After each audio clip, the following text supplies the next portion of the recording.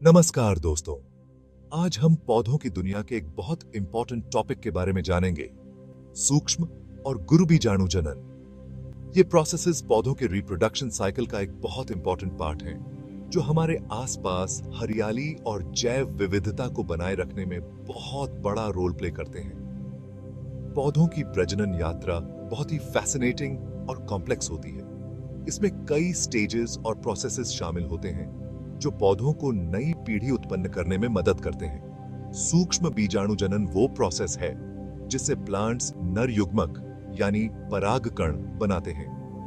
ये प्रोसेस परागकोश में होता है, जो फूल के पुंकेसर का एक हिस्सा होता है।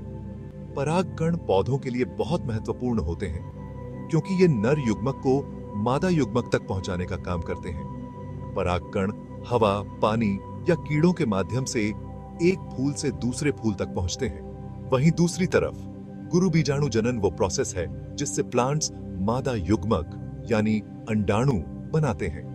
ये प्रोसेस अंडाशय में होता है, जो फूल के स्त्रीकेसर का एक हिस्सा होता है। अंडाणु पौधों के लिए उतने ही महत्वपूर्ण होते हैं जितने परागकण। जब परागकण अंडाणु के साथ मिलते हैं तो निषेचन होता है और एक नया बीज बनता है। इन प्रोसेसेस को समझने से हमें पौधों के रिप्रोडक्शन सिस्टम और जेनेटिक डाइवर्सिटी के बारे में गहरी जानकारी मिलती है। पौधों की प्रजनन यात्रा हमें यह भी सिखाती है कि कैसे प्रकृति में हर चीज इंटरकनेक्टेड है। चलिए इन प्रोसेसेस को और अच्छे से समझते हैं। पौधों की प्रजनन यात्रा में सूक्ष्म और गुरुबीजाणु जनन के अलावा भी कई अन्य महत्वपूर्ण स्टेप्स होते हैं, जिन्हें जानना बहुत रोचक है। इस फैसिनेटिंग जर्नी में हमारे साथ बने रहिए और पौधों की अद्भुत दुनिया के बारे में और भी जानकारियां प्राप्त कीजिए। सूक्ष्म और गुरुबीजाणु जनन पौधों के प्रजनन और जीवन चक्र में बहुत इंपॉर्टेंट रोल निभाते हैं। ये प्रोसेसेस पौधों की जेनेटिक कॉन्टिन्यूटी और अडेप्टेबिलिटी के लिए इसेंशियल हैं। सूक्ष्म बीजाणु जनन से परागकण बनते हैं, जो आनुवंशिक गुणों को एक पौधे से दूसरे पौधे तक ले जाते हैं, जिससे पौधों में जेनेटिक डाइवर्सिटी बनी रहती है। परागकण हवा, पानी या कीड़ों के माध्यम से एक फूल से दूसरे फूल तक पहुंचते हैं। इस जेनेटिक डाइवर्सिटी के कारण पौधे विभिन्न पर्यावरणीय परिस्थितियों में सर्वाइव कर पाते हैं और नई प्रजातियों का विकास होता है। यह प्रक्रिया पौधों को बदलते हुए एनवायरनमेंट के हिसाब से ढलने में मदद करती है। पौधों की अडेप्टेबिलिटी और एवोल्यूशन में सूक्ष्म बीजाणु जनन का महत्वपूर्ण योगदान है। यह प्रक्रिया पौधों को विभिन्न चैलेंजेस का सामना करने और सर्वाइव करने में सक्षम बनाती है। गुरुबीजाणु जनन वहीं दूसरी ओर मादा युग्मक बनाता है, जो निषेचन के बाद बीज में बदल जाता है। बीज पौधे के जीवन चक्र का अगला चरण होता है और यह नए पौधे को जन्म देता है। बीज नए पौधे को जन्म देते हैं, इसलिए पौधे को फैलाने और उसके अस्तित्व के लिए बहुत जरूरी होते हैं। बीजों के माध्यम से पौधे विभिन्न स्थानों पर फैल सकते हैं और नई जगहों पर उग सकते हैं। इस तरह ये दोनों प्रोसेसेस पौधों के अस्तित्व और हमारे इकोसिस्टम के बैलेंस के लिए बहुत इंपॉर्टेंट है। पौधों के प्रजनन चक्र में सूक्ष्म और गुरुबीजाणु जनन का महत्व समझना हमें प्रकृति के इंट्रिकेट बैलेंस को अप्रिशिएट करने में मदद करता है। सूक्ष्म बीजाणु जनन एक कॉम्प्लेक्स प्रोसेस है जो परागकोश के अंदर होता है। यह प्रक्रिया पौधों के प्रजनन के लिए अत्यंत महत्वपूर्ण है और इसमें कई चरण शामिल होते हैं। परागकोश में खास सेल्स होती हैं, जिन्हें माइक्रोस्पोर, मदर सेल, एमएमसी कहते हैं। ये सेल्स परागकोश के अंदर गहराई में स्थित होती हैं और इनका मुख्य कार्य सूक्ष्म बीजाणु जनन की प्रक्रिया को शुरू करना होता है।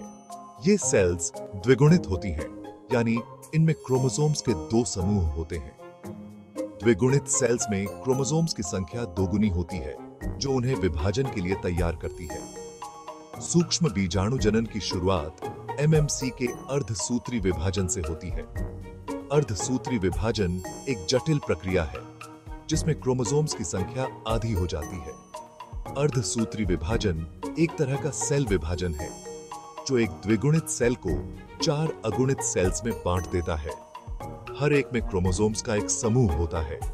इस प्रक्रिया के दौरान सेल्स कई चरणों से गुजरती हैं, जैसे प्रोफेज, मेटाफेज, एनाफेज और टेलोफेज। इन अगुणित कोशिकाओं को माइक्रोस्पोर कहते हैं। माइक्रोस्पोर छोटे और एकल कोशिकाएं होती हैं जो पराग कोश के अंदर पाई जाती हैं। हर माइक्रोस्पोर एक अपरिपक्व परागकण होता है। ये अपरिपक्व परागकण धीरे धीरे विकसित होते हैं और परिपक्व परागकण बनते हैं। ये माइक्रोस्पोर फिर से विभाजित होते हैं और मैच्योर परागकण बनाते हैं। परिपक्व परागकण में दो कोशिकाएं होती हैं, एक जनन कोशिका और एक नली कोशिका। परागकण नर युग्मकोद्भिद होते हैं जो हवा, पानी या कीट पतंगों द्वारा मादा फूलों तक पहुंचते हैं। यह प्रक्रिया परागण कहलाती है और यह पौधों के प्रजनन के लिए आवश्यक है। परागण के बाद परागकण मादा फूल के अंडाशय में प्रवेश करते हैं और निषेचन की प्रक्रिया शुरू होती है। सूक्ष्म बीजाणु जनन को 4 मुख्य स्टेप्स में बांटा जा सकता है। पहला, पराग कोश का विकास। इस स्टेप में पराग कोश बनता है जो माइक्रोस्पोर मदर सेल MMC को घेरता है और उनकी रक्षा करता है। दूसरा, अर्धसूत्री विभाजन। MMC अर्धसूत्री विभाजन से गुजरता है जिससे 4 अगुणित माइक्रोस्पोर बनते हैं। तीसरा, माइक्रोस्पोर का विकास। हर माइक्रोस्पोर एक सख्त बाहरी आवरण बनाता है और एक मैच्योर परागकण में बदल जाता है। चौथा, परागकण का मुक्त होना। परागकोश फट जाता है, मैच्योर परागकणों को मुक्त करता है जो परागण के लिए तैयार होते हैं। यह प्रोसेस पौधों में सेक्सुअल रिप्रोडक्शन के लिए बहुत जरूरी है क्योंकि इससे आनुवंशिक रूप से अलग अलग परागकण पैदा होते हैं। गुरु बीजाणु जनन, मादा युग्मकोद्भिद का विकास। गुरु बीजाणु जनन अंडाशय के अंदर होता है जो फूल का मादा प्रजनन अंग होता है।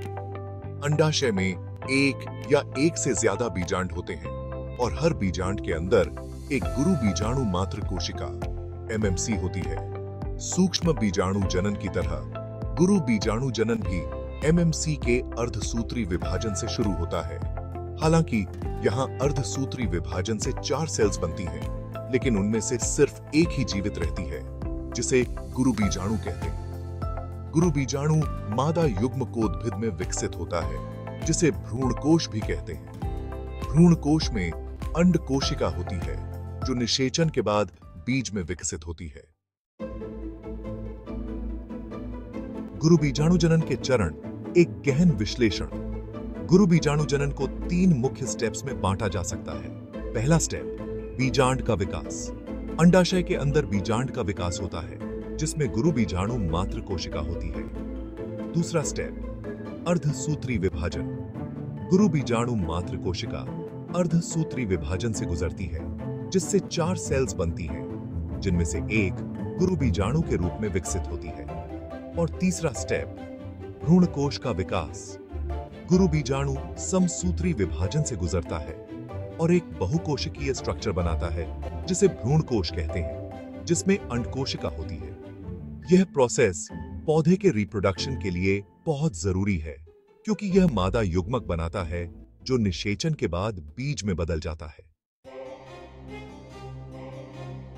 सूक्ष्म और गुरु बीजाणु जनन, समानताएं और अंतर। सूक्ष्म और गुरु बीजाणु जनन दोनों ही पौधों में सेक्सुअल रिप्रोडक्शन के लिए बहुत जरूरी प्रोसेसेस हैं, लेकिन इनमें कुछ इंपॉर्टेंट अंतर भी हैं। समानताएं, दोनों प्रोसेसेस अर्धसूत्री विभाजन से शुरू होती हैं। दोनों प्रोसेसेस अगुणित युग्मकों का निर्माण करते हैं। अंतर, विशेषता, सूक्ष्म बीजाणु जनन, गुरु बीजाणु जनन स्थान, परागकोश, अंडाशय उत्पाद, परागकण, नर युग्मक, भ्रूणकोश, मादा युग्मक, व्यवहार्य कोशिकाओं की संख्या 4-1। वनस्पति विज्ञान में सूक्ष्म और गुरु बीजाणु जनन का महत्व। सूक्ष्म और गुरु बीजाणु जनन का अध्ययन बॉटनी में बहुत इंपॉर्टेंट है क्योंकि इससे हमें पौधों के रिप्रोडक्शन, जेनेटिक्स और विकास को समझने में मदद मिलती है।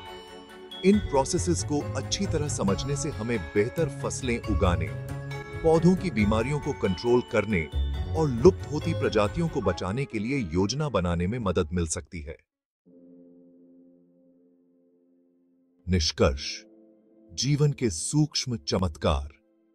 सूक्ष्म और गुरु बीजाणुजनन पौधों के जीवन चक्र में बहुत इंपॉर्टेंट प्रोसेसेस हैं जो पौधों की विविधता और बहुतायत को बनाए रखने में बहुत बड़ा रोल प्ले करते हैं। इन सूक्ष्म प्रोसेसेस को समझने से हमें पौधे के जीवन के चमत्कार और हमारे ग्रह पर उनके महत्व का पता चलता है।